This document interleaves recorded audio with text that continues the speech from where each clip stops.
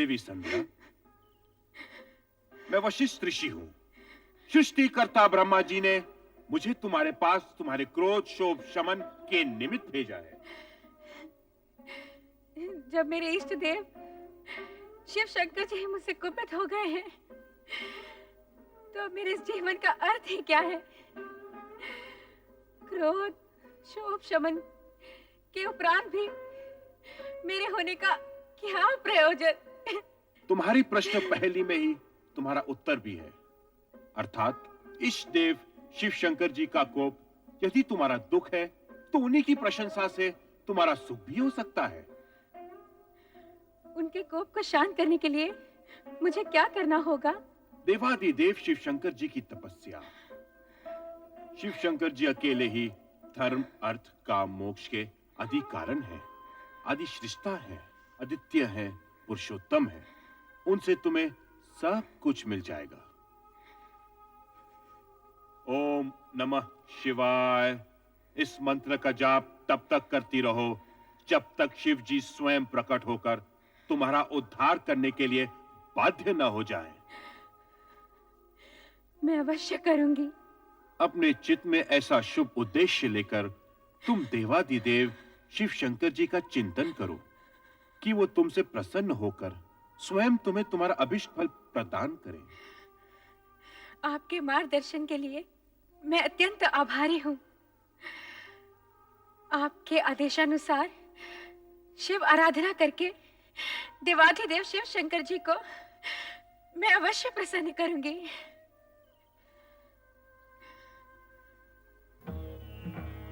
ओम नमः शिवाय।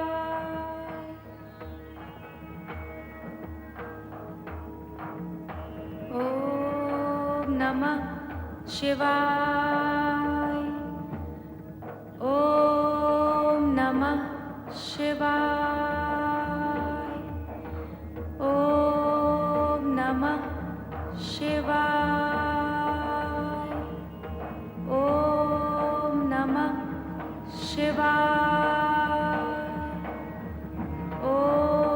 ओम नमः शिवाय। ओम नमः शिवाय। ओम नमः शिवाय। ओम नमः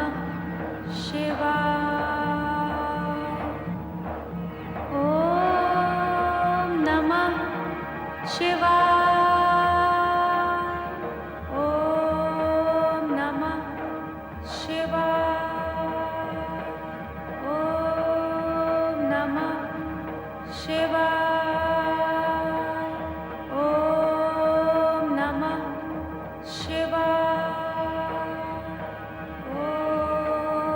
नमः शिवाय।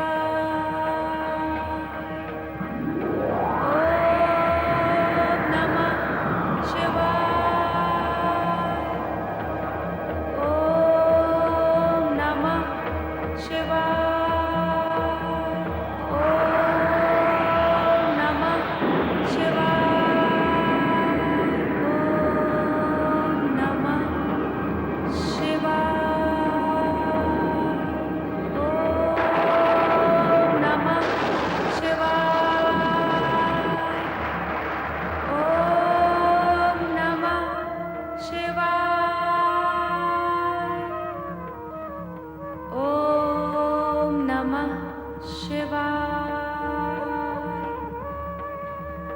ओम नमः शिवाय। देवी संध्या, ओम नमः शिवाय। देवी संध्या,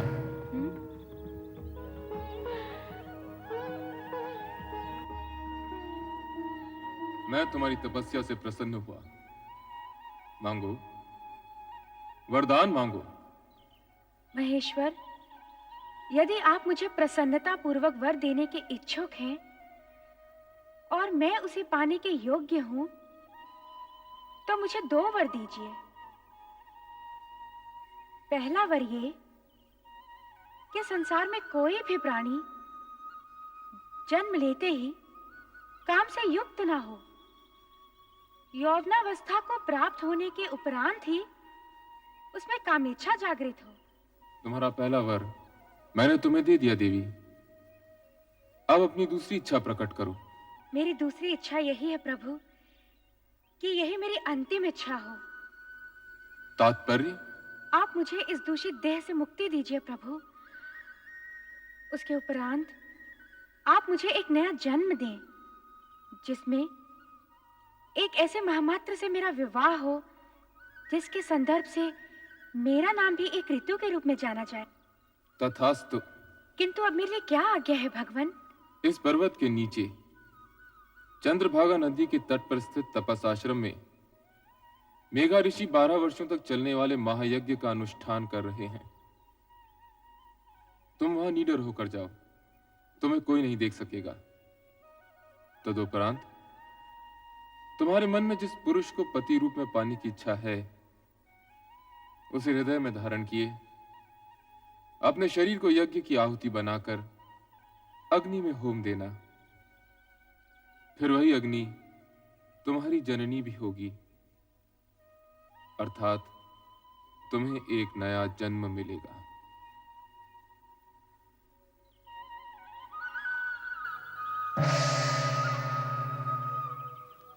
मेघा ऋषि, ओम आदित्याय नमः। ओम आदित्याय नमः। ओम आदित्याय नमः। ओम आदित्याय नमः। ओम आदित्याय नमः। ओम सदाशिव का आशीर्वाद प्राप्त कर उन्हीं के बताए मार्ग पर चलती देवी संध्या मेघा ऋषि के आश्रम पहुंच गईं, जहां महायज्ञ चल रहा था। सभी के लिए अस्तित्वहीन अदृश्य संध्या ओम नमः शिवाय का जाप करते हुए यज्ञाग्नि की ओर बढ़ती गई और अंततः उसी में समा गई। तत्पश्चात यज्ञ की अग्नि से उभरा लाल प्रकाश देखते ही देखते पूरी तरह 2 भागों में फैल जाता है। इस प्रकार संध्या का अस्तित्व 2 भागों में बंट गया, प्रातः संध्या और सायं संध्या। प्रातः संध्या देवताओं की आराधना के लिए और सायं संध्या पितरों के आह्वान के लिए। 2 क्षितिजों में फैली संध्या के दृश्य पर ओम नमः शिवाय के स्वर गूंजते हैं।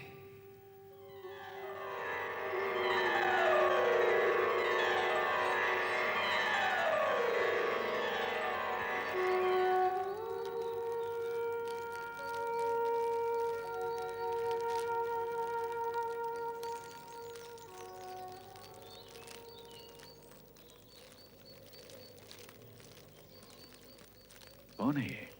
कौन नारी है ये? प्रणाम ऋषिवर। कौन मायावी हो तुम? इस पवित्र अग्नि से प्रकट होने की धृष्टता तुमने कैसे की? क्यों की? क्या प्रयोजन है तुम्हारा? उत्तर दो। मैं आपकी पुत्री हूँ पितृवर, आपके आशीर्वाद की आकांक्षिणी हूँ। धर्म, नीति, मर्यादा और व्यवहार के नाते मैं तुम्हारे प्रणाम और चरण स्पर्श के लिए तुम्हें दीर्घायु और सदैव प्रसन्न रहने का आशीर्वाद तो दे सकता हूँ, किंतु अकारण पितृत्व का अधिकार नहीं दे सकता।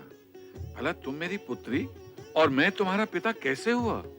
भगवान शिव की अनुकंपा और कृपा के कारण ही ये संबंध स्थापित हुआ है पितृश्रेष्ठ। कल्याणी, बार बार मुझे पिता संबोधित कर क्या तुम मेरे पितृ भाव की परीक्षा ले रही हो? आप त्रिकालदर्शी हैं। आपको इस सत्य का ज्ञान तो अवश्य होगा कि मैं कौन हूँ, और आपको ये भी ज्ञात होगा कि आपकी परीक्षा लेने की क्षमता मुझ में नहीं है। महाभागे, क्या तू हमारे ज्ञान और जप तप को चुनौती देने आई है? नहीं पितृवर, नहीं। पुत्री अपने पिता के प्रति ये धृष्टता कैसे कर सकती है? फिर वही प्रलाप, पुत्री पुत्री पुत्री। कब, कहां और कैसे प्रमाणित हुआ कि तुम मेरी पुत्री हो? दुर्भाग्य है मेरा कि अपने पिता के सम्मुख उनकी पुत्री होना मुझे प्रमाणित करना पड़ रहा है। यदि आपकी आज्ञा हो तो मैं कुछ निवेदन करूं। करो, किंतु मुझे पिता और स्वयं को पुत्री ना कहते हुए। यदि मैं आपके तन से उत्पन्न होती तो तनुजा कहलाती, यदि मन से उत्पन्न होती तो मानसी कहलाती, किंतु मैं आपके उस पुण्य से उत्पन्न हुई हूँ जो शिव की आराधना के प्रतिफल में आपका अधिकार है पितृवर। मैं पुण्यजा हूँ पितृवर। शिव आराधना के पुण्य से प्रतिफल में प्राप्त पुत्री को इतना कुछ ज्ञान है, और फल की प्राप्ति करने वाले पिता को इस विषय में कुछ भी ज्ञान नहीं। यह आश्चर्यजनक है, अद्भुत है। यदि यह सत्य होता तो स्वयं शिव भगवान इसकी पुष्टि करते, स्वयं निर्णायक होते, किंतु ऐसा नहीं है। अब ऐसा ही होगा। हे देवों के देव, मुझे उबारो, मेरी रक्षा करो। ऋषिवर की पुत्री बनाकर जो सम्मान आपने मुझे दिया, ऋषि के सम्मुख उसे स्वीकृति से प्रामाणिक करो। दया करो भोलेनाथ, कृपा करो। हे देवों के देव महादेव, मुझ पर दया करो, कृपा करो मुझ पर, मेरी सुनो, मुझ पर कृपा करो देव। हे महेश्वर, मुझे दर्शन दो। देवों के देव महादेव, मुझ पर कृपा करो। हे भोलेनाथ, मुझ पर कृपा करो। हे महेश्वर, मुझे दर्शन दो। हे भोलेनाथ, मुझ पर कृपा करो, मुझे दर्शन दो, मेरी सुनो। हे भोलेनाथ, मुझे दर्शन दो, मुझ पर कृपा करो। हे देव, मुझे दर्शन दो। भोलेनाथ, मुझे दर्शन दो। हे देवों के देव महेश्वर, मुझे दर्शन दो, मुझे दर्शन दो देव।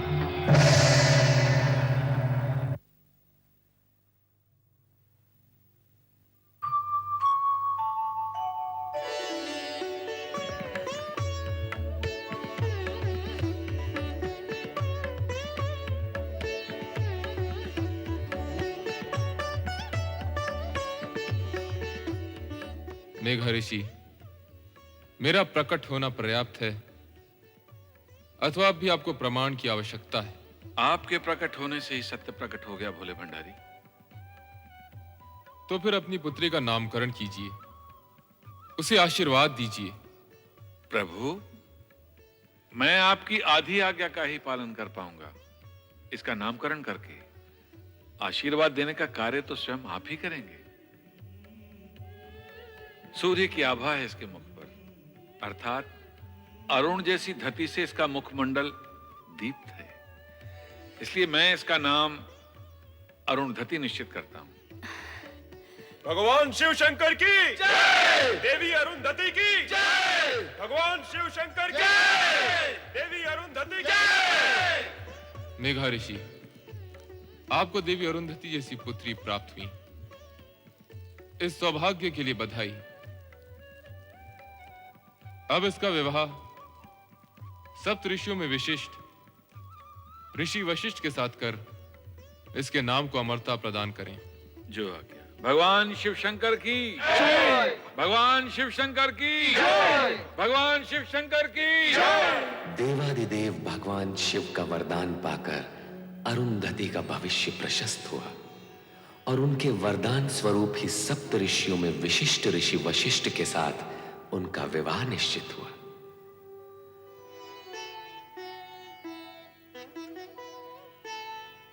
कितना शुभ दिन है आज। वशिष्ठ मुनि के साथ देवी अरुंधति का विवाह हो रहा है। शुभ ही शुभ है ऋषिवर, किंतु ये समझ में नहीं आता कि शिव शंकर ने सप्त ऋषियों में से जानते हुए भी इस वर का चुनाव क्यों किया? ऋषि विश्वामित्र भी तो कम ज्ञानी ध्यानी नहीं थे। उनका तप तो देवताओं की ईर्ष्या का कारण है। हाँ, ये विचार तो मैंने भी किया था, किंतु उत्तर कौन दे? इसका उत्तर मैं दूंगा। भगवान शिव के निर्णय में शंका का प्रश्न ही नहीं उठता। संपूर्ण जगत में समता, ममता और मित्र भाव के रखने के कारण विश्वामित्र उच्च कोटि के तपस्वी हैं, किंतु वशिष्ठ समस्त जगत के कल्याण की कामना के लिए, अपनी विशिष्टता के लिए सर्वश्रेष्ठ है।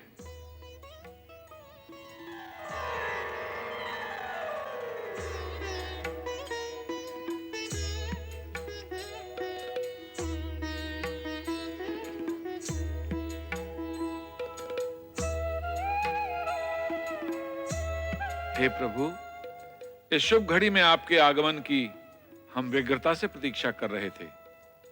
ऋषिवर, पुत्री अरुंधति को मंडप में लाइए।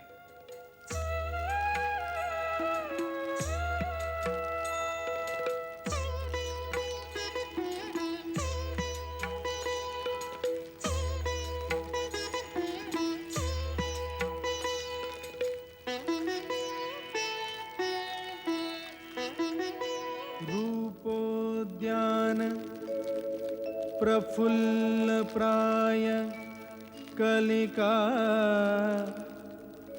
राकेन्दुनिम्बानना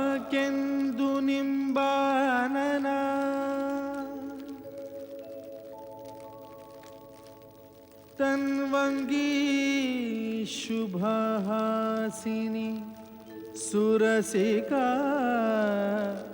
क्रीडा कला संरतिः शोभा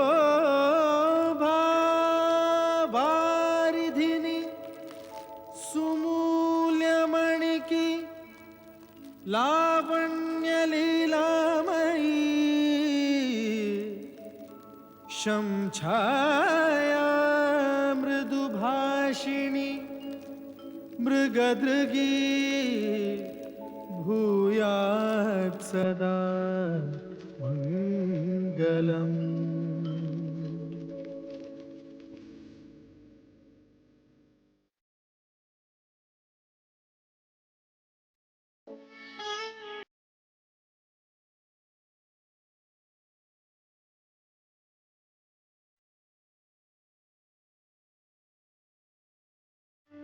देवी अरुंधति, मेरे जीवन में आनंद की फुहार बनकर आई हो तुम, हर्ष की वर्षा बनकर आई हो तुम, और उससे भी पहले श्रद्धा और भक्ति का सगुण रूप हो तुम।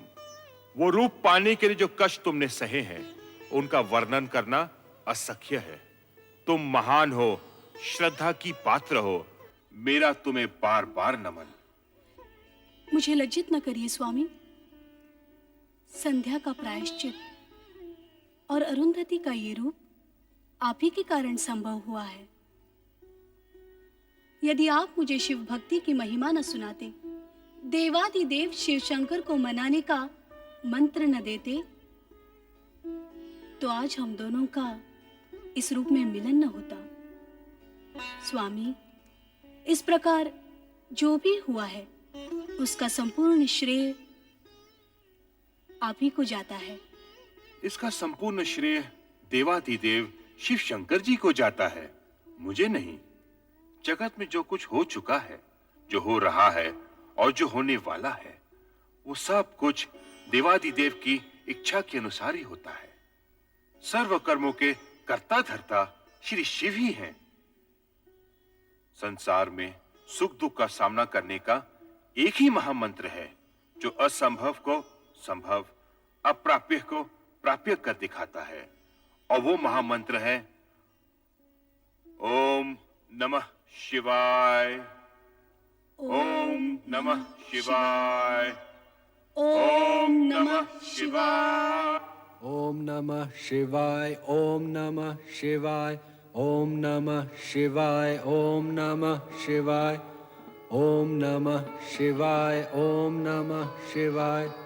ओम नमः शिवाय। ओम नमः शिवाय। ओम नमः शिवाय। ओम नमः। स्वामी, ये क्या हो गया है आपको? जब से आपने संध्या पर पुष्प बाण का प्रयोग किया है, इसी तरह खोए खोए से दिखाई दे रहे हैं। केवल ओम नमः शिवाय मंत्र का ही जाप किए जा रहे हैं। स्वामी, यदि इस तरह आप ही विरक्त रहे तो मेरा क्या होगा? मैं भयभीत हो गया हूं प्रिय।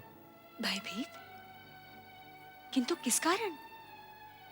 मैंने संध्या पे जो पुष्प बाण का प्रयोग किया था, उसके परिणाम से तो तुम भली भांति परिचित हो। कहीं ऐसा ना हो कि इस परिणाम का प्रकोप मुझे भुगतना पड़े।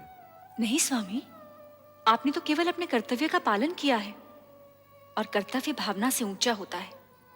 निसंदेह ये कोई अपराध नहीं है। परंतु रति, यदि भविष्य में कोई ऐसी अमंगल घटना घटित हो गई तो क्या होगा? नारायण नारायण। पुष्प धनवा भ्राता कामदेव, मुझे देखकर इस प्रकार आंखें चुराकर कहां भाग रहे हो? और देवी रति कहां अदृश्य हो गई? प्रणाम देवर्षि। नारायण नारायण, मैं तो तुम्हारा भ्राता हूं कामदेव। मुझे देवर्षि का सम्मान देकर लज्जित न करो। सम्मान तो आपको देना ही चाहिए। अच्छा, अब मुझे प्रस्थान के लिए आज्ञा दीजिए। अरे भाग कर रहे हो भ्राता? मेरी पूरी बात तो सुन लो। आज्ञा कीजिए भ्राताश्री। अपने पुष्प बाणों से विचलित करके तुमने संध्या का तो कल्याण कर ही दिया। नारायण नारायण। कल्याण? वो कैसे? देवर्षि, ऐसा प्रतीत होता है कि संध्या पे किए इस प्रयोग का मुझे प्रायश्चित करना होगा। नहीं कामदेव, तुम्हारे इस पुष्प बाण के प्रयोग से संध्या का यज्ञ में पुनर्जन्म हुआ है।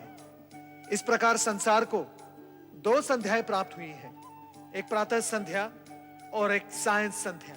आपके कहने का तात्पर्य यह है कि संध्या की रचना में मेरा भी योगदान है? निश्चित ही। केवल इतना ही नहीं, संध्या महासती अरुंधति के रूप में महर्षि वशिष्ठ की पत्नी बन गई है। भ्राता, अब अपने पुष्प बाणों का प्रयोग किस पर करने की सोच रहे हो? देवर्षि, मुझे यह चिंता सताए जा रही है कि कहीं मेरे पुष्प बाणों के प्रयोग से किसी का अनर्थ ना हो जाए। अर्थात ये कि अब मैं अपने पुष्प बाणों का प्रयोग सोच समझ कर करूंगा, जिससे भविष्य में मैं किसी विपदा में ना उलझूं। भ्राता, व्यर्थ की चिंता न करो।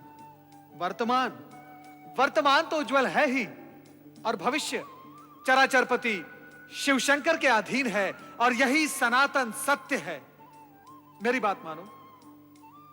परमपिता ब्रह्मा ने जो तुम पर दायित्व सौंपा है, उसे अपना कर्तव्य मान पुष्प बाणों का उचित समय पर उपयोग करते चलो। यही तुम्हारा धर्म है और कर्म भी। नारायण नारायण। ओम नमः शिवाय। ओम नमः शिवाय। परमपिता ब्रह्मदेव की जय हो। ओम नमः शिवाय। आओ नारद, तुम्हारा स्वागत है पुत्र। देवर्षि, इस बार क्या समस्या लेकर आए हैं? समस्या नहीं, मन में एक प्रश्न लेकर आपके दर्शन के लिए आया हूं मैं परमपिता। तुम तो स्वयं साक्षात प्रश्न हो। तुम्हारे आने का अर्थ है प्रश्न सन्मुख आ गया। पूछो, क्या पूछने के इच्छुक हो? मैं अभी भ्राता कामदेव से मिलकर आ रहा हूं। संध्या प्रकरण के पश्चात वे अत्यंत विचलित रहने लगे हैं। अब वे अपने पुष्प बाणों का उपयोग करने से भयभीत होते हैं। यह उचित ही है नारद। उस समय तो कामदेव किसी तरह बचकर भाग निकला, किंतु अब उसे बहुत सोच समझकर अपने पुष्प बाणों का प्रयोग करना होगा। कामदेव को विवेक से अपनी शक्ति का प्रयोग करना चाहिए। आप सत्य ही कह रही है देवी सरस्वती, परंतु कामदेव ने अपने पुष्प बाणों का जो प्रयोग संध्या पर किया था, वो तो शुभ ही रहा। देवी संध्या अब सती अरुंधति बन गई है और ऋषि वशिष्ठ के आश्रम की शोभा बढ़ा रही है। हाँ, सो तो है। भगवान शिव के प्रत्येक कार्य का उद्देश्य उत्तम होता है, चाहे कुछ समय के लिए वो दुखदायी ही क्यों ना दिखाई दे। देवी, मेरे पहले प्रश्न का समाधान तो हो गया, परंतु दूसरा प्रश्न क्या है, वो भी पूछ लो। आपकी पौत्री, मेरी भतीजी दक्ष पुत्री सती बेचारी अपने पिता की इच्छा के विरुद्ध शिव आराधना कर रही है। उसका क्या होगा? शिव आराधना का परिणाम तो कल्याणकारी ही होता है। इस विषय में कभी कोई शंका मन में मत लाओ नारद। परंतु आप भ्राता दक्ष को समझाते क्यों नहीं कि सती की शिव भक्ति का विरोध करना छोड़ दे? ये असंभव है नारद। दक्ष अपना स्वभाव कभी नहीं छोड़ेंगे। अर्थात सती को अपने तप के बल पर ही पिता के विरोध का सामना करते हुए अपना अभीष्ट प्राप्त करना होगा। हाँ नारद, जो हो रहा है शिव की इच्छा से हो रहा है। तुम इस विषय में चिंता करना और प्रश्न उठाना छोड़ दो। ओम नमः शिवाय। ओम नमः शिवाय। ओम नमः शिवाय। सर्वेश्वर भोलेनाथ, क्या मेरी आराधना में कोई त्रुटि रह गई है या आप मेरी धैर्य की परीक्षा ले रहे हैं, ये मैं नहीं जानती। किंतु स्वामी, आप मुझे शीघ्र ही दर्शन दीजिए। मेरी आंखें आपके दर्शन के लिए तरस रही हैं स्वामी, तरस रही हैं। ओम नमः शिवाय। शिव शिव शिव शिव शिव शिव शिव शिव। ओम यहाँ तो किसी की परीक्षा हो रही है और किसी की परीक्षा और आराधना में विघ्न डालना उचित नहीं है नारद। चुपचाप यहाँ से निकल चलो। नमः शिवाय। नारायण नारायण। भ्राता दक्ष का महल तो सूना पड़ा है, कहाँ गए होंगे सब लोग? चलो नारद, भावज वीरणी के कक्ष की ओर, कदाचित वहां भेंट हो जाए। नारायण नारायण।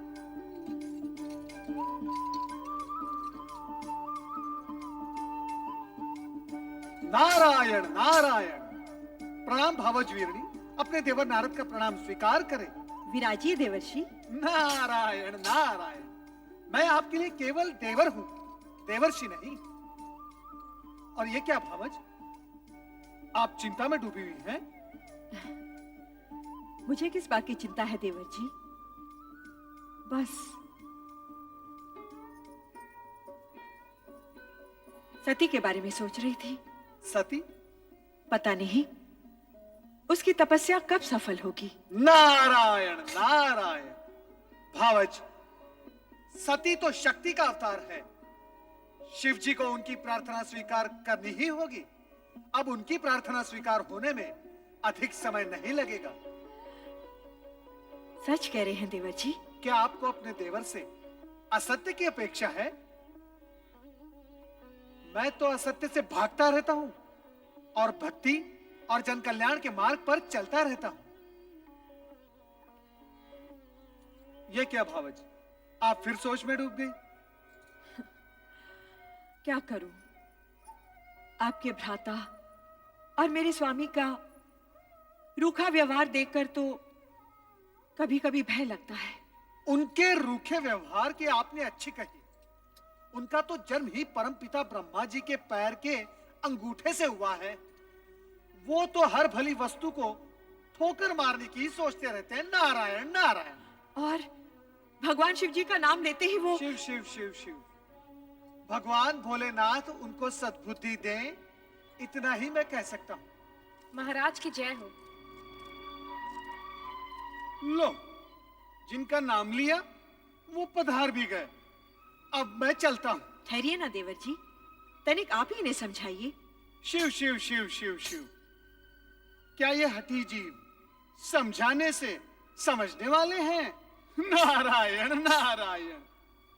अरे नारद जी, आप? नारायण नारायण। भ्राता नारद कहिए ना भैया। आपके मुख से भ्राता शब्द सुनने के लिए ही तो मेरा आगमन यहाँ हुआ है। कहिए भ्राता नारद, कैसे हैं आप? तो चारों ओर भ्रमण करते रहते हैं। आपने हमारी शिव की धुन में खोई हुई बेटी को भी कहीं देखा होगा। अब आप ही बताइए, क्या एक राजकुमारी को ये पागलपन शोभा देता है? आप उसे समझाते क्यों नहीं कि वो ये बचपना छोड़ दे? अब वो विवाह के योग्य हो गई है। नारायण नारायण। वो विवाह के लिए ही तो शिव आराधना कर रही है। क्या आप इतना भी नहीं समझते? उसकी आराधना सफल होगी, भगवान भोलेनाथ के साथ उसका विवाह होगा। इसमें आपको संदेह क्यों हो रहा है? नारायण नारायण। नहीं, मैं ऐसा नहीं होने दूंगा। मैं ये अनर्थ नहीं होने दूंगा। नारायण नारायण। भावज, आप क्यों व्याकुल हो रही हैं? होगा वही जो भगवान शिव शंकर को स्वीकार होगा। नारायण नारायण। मेरी सती का क्या होगा? क्या होगा मेरी सती का? मेरी सती का क्या होगा? मैं तुम्हें एक नहीं अनेक बार समझा चुका हूं कि सती को शिवाराधना साधना करने से रोको। उसे समझाओ महारानी कि वो अपने मन में शिव के प्रति इतनी निष्ठा भक्ति जगाकर अनर्थ ना करे। जो स्वयं अपने होने का अर्थ जानने के प्रयास में लगा हो, वो कोई अनर्थ कैसे कर सकता है? और रही बात सती को शिव की आराधना उपासना करने से रोकने की, तो स्वामी, आराधना, उपासना, निष्ठा, ये तो मन की भावनाएं होती हैं, और भावनाओं पर भला कोई कैसे अंकुश लगा सकता है? ये सब कहकर तुम हमारी अवज्ञा कर रही हो महारानी। मैं ऐसी धृष्टता कैसे कर सकती हूँ? धृष्टता? धृष्टता नहीं तो ये हमारी आज्ञा का पालन भी नहीं। महारानी, मां होने के नाते अपनी संतान का शुभ अशुभ सोचना तुम्हारा कर्तव्य है, तो पथ भ्रष्ट होने पर उसे उचित मार्ग दिखाना तुम्हारा धर्म भी है। आप संभवतः उचित कह रहे हैं स्वामी, परंतु हमारी सती ना तो कोई अशुभ कार्य कर रही है और ना ही वो पथ भ्रष्ट हुई है। वो वही कर रही है जो उसके ज्ञान के अनुसार उचित है। तुम्हारा तात्पर्य है कि सती इस योग्य हो गई है कि उसे ज्ञान अज्ञान का बोध होने लगा है? नहीं महारानी, नहीं। तुम्हारी ये सब बातें बुद्धिमता का परिचय नहीं दे रही। मैं आपके समान बुद्धिमान नहीं स्वामी, किंतु इतनी बुद्धिहीन भी नहीं कि तुम्हारी बुद्धिमता के दर्शन तो इसी सत्य में हो रहे महारानी कि अपनी अन्य युवा कन्याओं की अपेक्षा तुम्हें केवल सती की चिंता अधिक रहती है। तुम्हारी ममता, नेह, स्नेह सती के प्रति अधिक है। ये आपका भ्रम है स्वामी, सत्य नहीं। शरीर को अपने प्रत्येक अंग से एक सा मोह होता है। पुष्पमाला को अपने प्रत्येक पुष्प से एक सा स्नेह होता है। मुझे भी अपनी हर संतान से एक सा। शब्दों को उपमाओं द्वारा अलंकृत करने की योग्यता तो तुम में है, ये मैं जानता हूं महारानी, परंतु क्या तुम मुझे यह बताओगी कि सती के लिए शिव आराधना ही क्यों आवश्यक है? मैं कहता हूं कि शिव की अपेक्षा श्री हरि विष्णु जी की आराधना भी तो हो सकती है।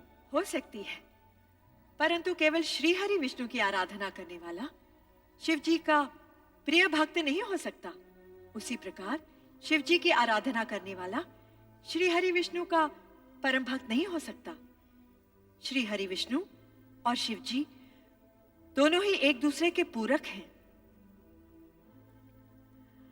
इस हेतु श्री हरि विष्णु की उपासना करने वाले पर भोलेनाथ सदा प्रसन्न रहते हैं, और अजर अमर सदाशिव की उपासना करने वाला श्री हरि विष्णु की कृपा का पात्र होता है। महारानी, हमने तुमसे सती के मन में विवेक जगाने की बात कही थी, और उत्तर में तुमने ज्ञान भक्ति का पूरा अध्याय सुना डाला। परंतु एक सत्य ध्यान पूर्वक सुन लो महारानी कि हम सती की शिव भक्ति का विरोध करते हैं और करते रहेंगे। हम उसका गुणगान कभी नहीं सुन सकते। हमें शिव से घृणा है, घृणा।